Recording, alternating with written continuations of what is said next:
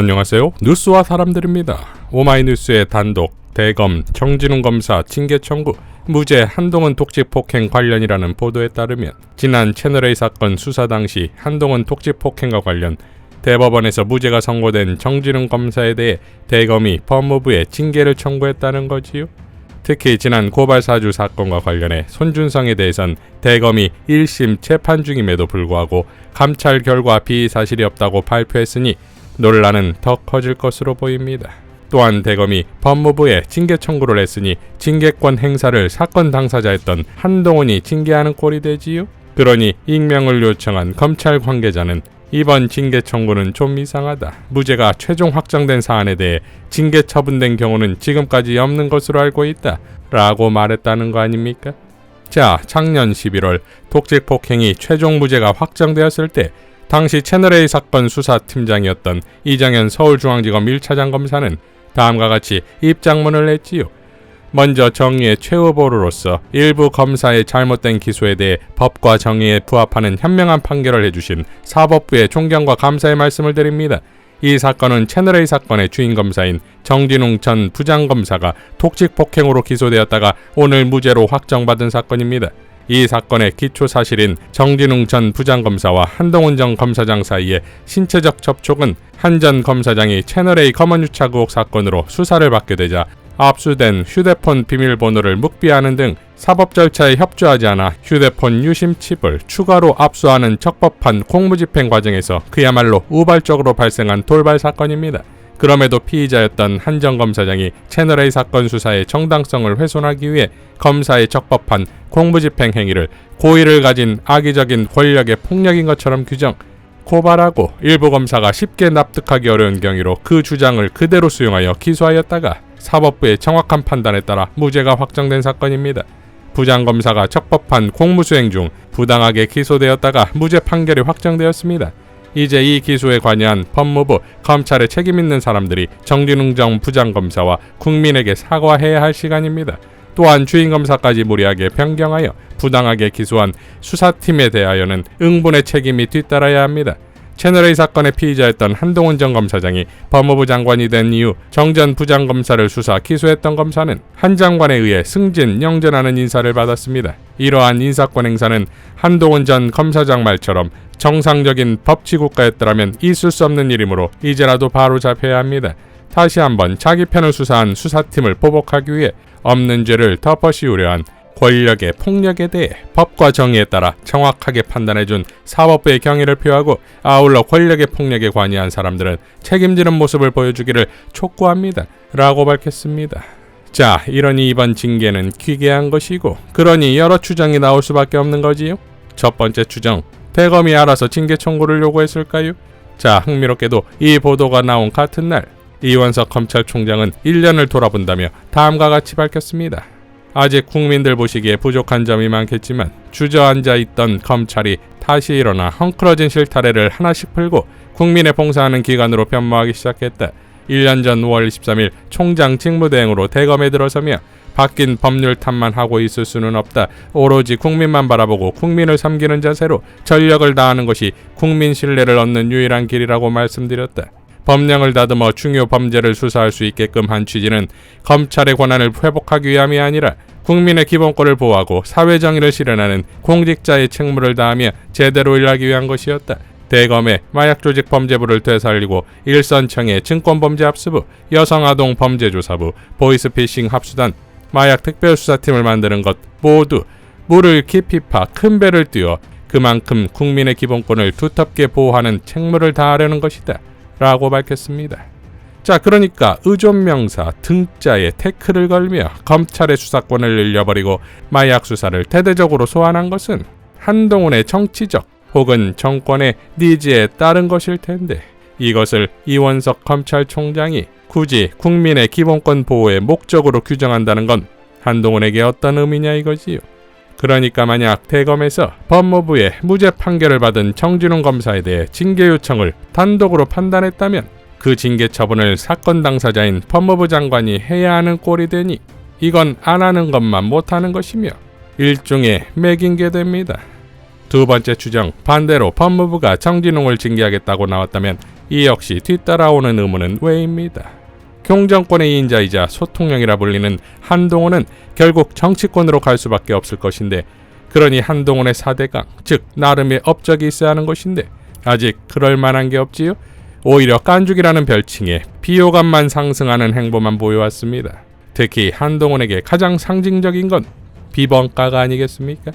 지난 박은정 검사가 말했듯 저는 지난 8월 29일 휴대폰을 압수당할 때 비번을 풀어서 담담히 협조했습니다. 대한민국 검사로서 부끄러움 없이 당당히 직무에 임했기 때문에 굳이 비번을 숨길 이유가 없었기 때문입니다. 송영길 전 대표 역시 헌법상 방어권은 수백 년간 많은 사람이 피 흘려 지킨 민주주의의 기본. 한동훈 법무부 장관이 채널A 검언유착 사건 수사 과정에서 피의자로서 검찰의 수사권에 저항하여 자신의 아이폰 비밀번호를 끝까지 가르쳐주지 않아 불기소 처분되었을 때 한 말입니다. 라고 했듯이 과거의 한동훈이 지금의 한동훈을 스스로 강타하는 꼴이 될 수밖에 없다 이겁니다. 그러니 어떻게든 무죄가 나온 독직폭행 사건임에도 불구하고 내부에서 징계가 내려진다면 그것으로 나름의 핑계를 만들 수 있지 않겠냐 이거지요. 즉 본인의 정치권 입문을 위한 빌드업은 아니냐 이겁니다. 이런 가정을 전제로 그렇다면 역으로 대검에서 요청한 징계를 한동훈이 징계하지 않겠다, 이건 맞지 않다 라며 마치 공명정대한 모습을 연출하는 짜고 치는 고스톱을 기획할 수도 있지 않을까요? 그러나 결론적으로 어떤 이유로든 무죄를 받은 정진웅 검사를 자신의 아킬레스 사건인 비번가 사건에서 한동훈이 징계를 결정하는 꼴이니 역대급 자충수가 되지 않겠습니까? 정진웅 검사의 법무부 징계 결과를 지켜보겠습니다. 자, 정진웅 검사 말고도 이미 천재 검사 진해용 검사에게도 징계가 청구되었지요. 징계 사유는 SNS에 부적절한 글을 올려 검사로서의 체면이나 위신을 손상하는 행위를 했다는 것인데, 진해용 검사가 했던 한동훈에 대한 풍자는 가히 우주급이었지요. 한동훈이 청담동 게이트 관련 김의겸 의원의 10억 고소를 하자 진해용 검사는 다음과 같이 밝혔었습니다. 오버액션, 질문을 고소하는 나라. 1. 국회, 의원, 목격자 녹음 파일을 틀면서 어제 오버워치 했습니까? 증인, 거짓말하지 말고 일국의 비에게 할 말이 블라블라블라 고소고발. 2. 법정, 검사, 목격자 녹음 파일을 틀면서 어제 오버워치 했습니까? 피고인, 아니요. 정리, 질문에는 아니면 아니다, 맞으면 맞다고 답하는 것이고 질문은 사실의 적시가 아니기 때문에 고소고발 대상이 안 됩니다. 국회에서나 법정에서나 진실은 질문과 답변 형식을 이루도록 되어 있습니다. 질문을 고소하는 국가는 아마도 러시아, 중국, 북한 등 좌파 전체주의 국가와 아프리카와 남미 우파 전체주의 국가들 정도일 것으로 추정됩니다. 앞으로 법정에서 검사가 질문할 때 피고인이나 증인은 질문 하나하나를 트집 잡아 검사를 직권남용죄로 공수처에 고소하면 될까요? 그만 좀 하면 좋겠습니다. 추하고 초라하고 없어 보입니다. 라고 일갈했지요. 자, 지난 더 탐사가 한동훈 자택을 방문하여 고발되자 또 다음과 같이 밝혔었지요. 고소 고발과 남의 집의 관계, 언론과 표현의 자유에 관한 중대한 판례 중 미네르바 사건이 있습니다. 경제에 대해 예측하고 전망한 사람의 학력을 문제 삼아 마치 유언비어를 처벌하는 시대인 양 구속영장까지 발부됐다가 근거가 된 전기통신기본법 규정에 대해 헌법재판소가 위헌 선언을 하면서 무죄 판결이 확정된 사안입니다. 오늘 그와 성격이 비슷한 언론과 표현의 자유에 대한 중대한 침해 사건이 결정된다고 합니다. 그런데 특이한 기사가 하나 있습니다. 외관상으로는 주거 침입을 문제 삼은 사안입니다.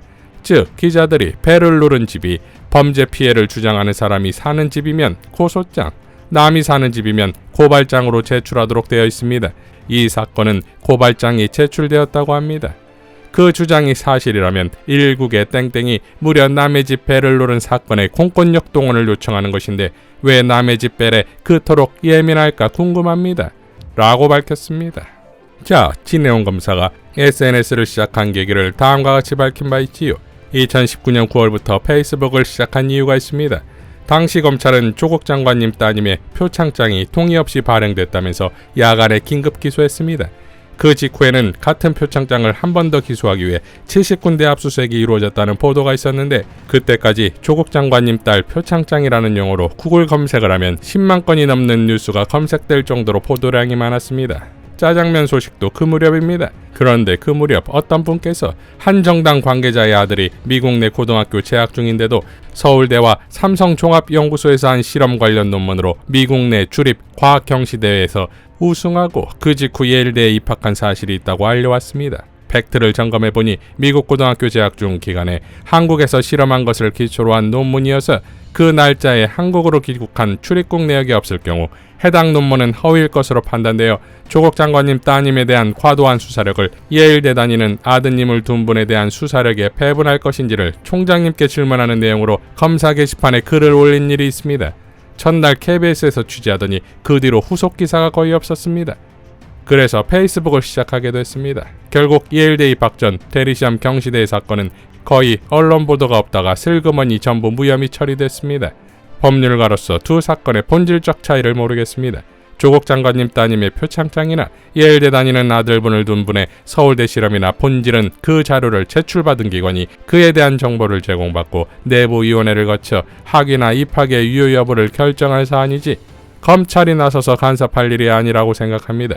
그런데 같은 사안에서 한 편은 능지처참을 해버리고 다른 편은 기와집도 지어주고 잔디도 깔아주는데도 부관 참시까지 해주세요 하는 것이 옳은 일인지 도저히 혼자서는 판단하기 어렵습니다. 라고 밝혔습니다. 자, 이러니 진해영 검사의 SNS는 한동훈 검찰은 물론 공정권의 패부를 너무나 완벽하게 알고 있고 사안마다 너무나 완벽하게 풍자해버린다는 것에서 엄청난 위력이 있는 것이니 가만둬서는 안 되는 것인데 역사에 늘 작용과 반작용이 있어왔듯 국민적 지지는커녕 이해조차도 안 되는 탄압이라는 작용에 거대한 국민의 반작용이 시작될 것입니다. 이상 뉴스와 사람들이었습니다. 시청해주셔서 감사드립니다.